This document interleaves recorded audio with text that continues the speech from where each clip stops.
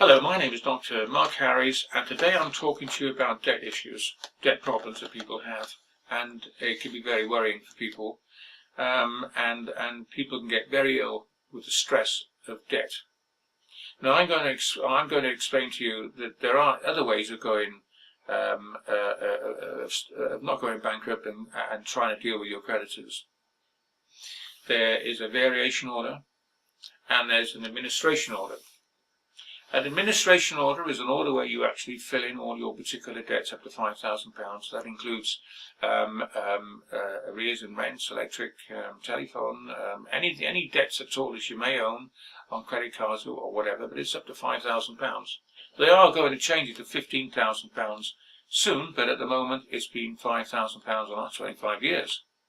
However, that does work. The court then write to all your creditors and ask them not to bother you again, and the court then pay the creditors. You pay the court so much. If you've only got £20 a week left after your expenses, then the court will then send the £20 divided up amongst your creditors and send that amount off to your creditors each month. So don't worry about debt. There is also a variation order. Now, this variation order is unlimited on the amount of money that you owe.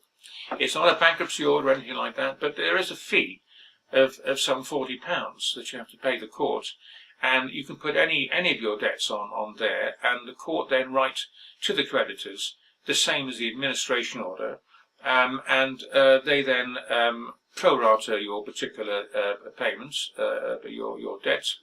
Whoever you owe the most money to, they get the bigger part of whatever you're going to give the court to pay back on your debt. So if you've only got £20 on that, you can still do it by writing to the court or going to the court and tell them about it. Write down exactly the same as I've said before in the administration order, all your ingoes and outgoings and what you've got left, so you pay the court and the court then pay your creditors.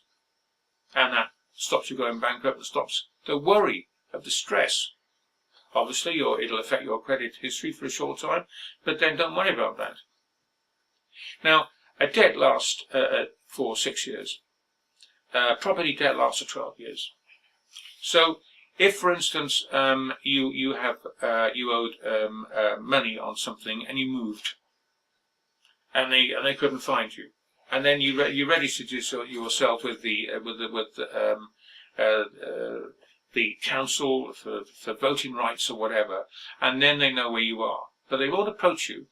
What they do, they let you live like that for a number of years, so you slowly build up confidence that things are okay, and that you think that perhaps they're not going to bother you now for the rest of the money you might owe them. But then all of a sudden, when you thought you're nice and relaxed and you've got some money in the bank, a letter arrives in the post, maybe 4 years later, and you have a shock, and they say that we need this money, or we send somebody around. So straight away you get worried about it. Now the thing is that if you write back after 4, even after 5 years, you write back to say, I can only pay this amount of money because I don't have any further monies to give you, it starts that debt 6 years again from the time you start, you send that letter off. So be very careful. If you're that desperate and you have to get out of debt, you can't be seen on the electoral roll for 6 years. After 6 years, the debt's written off. But if you write a letter within that 6 years to your creditors, then the 6 years will start again from the date of that letter. So be very, very careful in what you do. Obviously, I'm not saying you can get away with not paying your creditors, or what I'm trying to do, I'm trying to help you to save you having a nervous breakdown and causing stress and anger and frustration within the family. Because these debts can be dealt with. There is another way. I mean, you can wait and wait and wait, and then all of a sudden they'll offer you, well, a big reduction. And then you can say, well, I can borrow some money from my uncle, for instance, and all I could pay would be 25%, and I can pay that within the week. And 9 times out of 10, they say, yes, we'll take the 25%, and they'll write it off.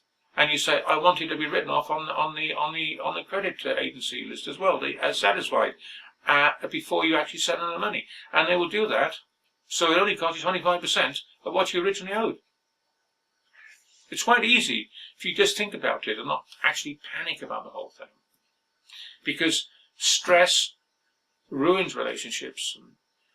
It is a horrible thing when you get into debt, when you have a job problem, you can't pay them back, and they're not interested in your issues. They just want their money back, and they put pressure on you. There's certain things you can do, as I've said. Okay, so try and be calm, and if there's any issues that you want to talk to me about in regard to what I've just said, you can certainly email me to, as in the figure 2, Dr. Mark, Dr. Mark @mail.com.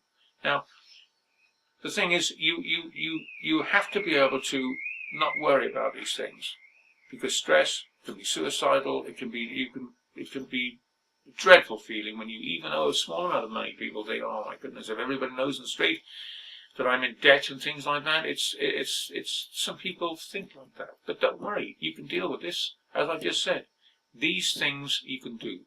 You do not have to go bankrupt. So, from today on, put your shoulders back and your head up high, because you know what to do about your debt problems. Okay? Okay. Thank you for listening. Keep well. Speak to you soon. Goodbye.